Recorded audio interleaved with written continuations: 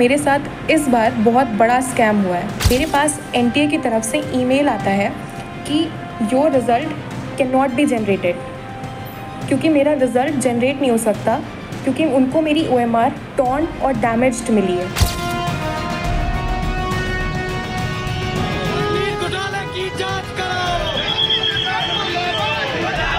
चार जून को नीट का रिजल्ट आने के बाद से ही बवाल मचा हुआ है। परीक्षा के रिजल्ट को लेकर तमाम सवाल उठाए जा रहे हैं। हाल ही में नीट के रिजल्ट को लेकर कांग्रेस नेता कन्हैया कुमार ने भी प्रेस कॉन्फ्रेंस कर पेपर लीक होने और रिजल्ट में धांधली जैसे कई बड़े आरोप लगाए थे। विद्यार्थी की कहीं से भी गलती नहीं है, क्योंकि ट्रांसपेरेंट तरीके से एग्जाम नहीं कराया गया है। और मजेदार बात यह है कि 67 लोग वो रैंक 1 है। और उससे भी एक मजेदार बात जान लीजिए, एक ही लाइन में 12 लोग जो बैठे हुए हैं वो सबको रैंक 1 आया है।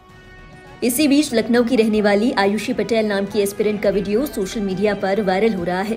इस वीडियो में आयुषी बता रही हैं कि पास या फेल तो दूर, उन्हें अपना रिजल्ट तक नहीं मिला। एनटीए की ओर से कहा गया कि उनकी आंसर शीट ही फटी हुई मिली है, ऐसे में उनका रिजल्ट जारी नहीं किया जा सकता। सुनिए पूरा मामला आयुषी की जुबानी। मेरा नाम आयुषी पटेल है और मैं लखनऊ यूपी से रहने वाली हूँ, बुद्धेश्वर पिंक सिटी मुहान रोड। मैंने इस बार का नीट 2024 में एग्ज़ाम दिया था और मेरे साथ इस बार बहुत बड़ा स्कैम हुआ है। ये मेरा एडमिट कार्ड है।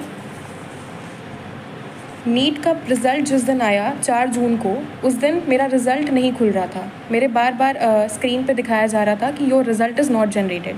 तो मुझे लगा कि 23 लाख बच्चे हैं, हो सकता है कि ट्रैफिक लगा हो साइट पर, इसलिए मेरा रिज़ल्ट नहीं जनरेट हो रहा है। लेकिन उसके 1 घंटे बाद मेरे पास एनटीए की तरफ से ईमेल आता है कि your result can not be generated, क्योंकि मेरा रिज़ल्ट जनरेट नहीं हो सकता क्योंकि उनको मेरी ओएमआर टॉर्न और डैमेज्ड मिली है। इतना सुनने के बाद में मैं और मेरी फैमिली पूरा शॉक में चले गए।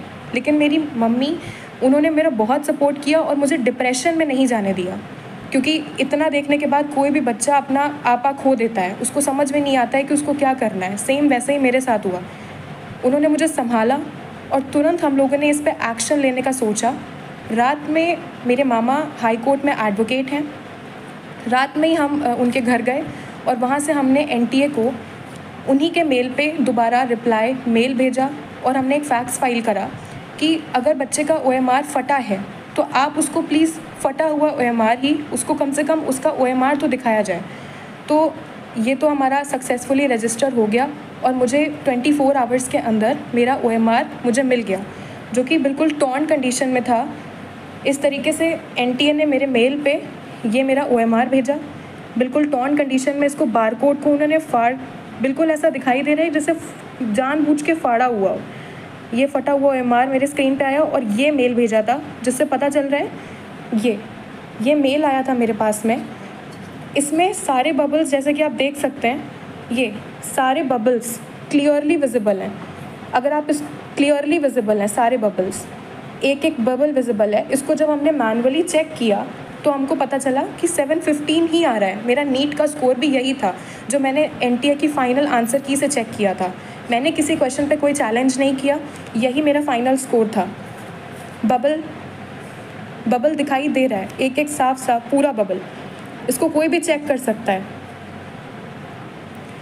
तो नेक्स्ट डे इस चीज़ पे तुरंत एक्शन लेने के लिए हाई कोर्ट में हमने पिटीशन फाइल कर दी। ये पिटीशन के पेपर्स हैं।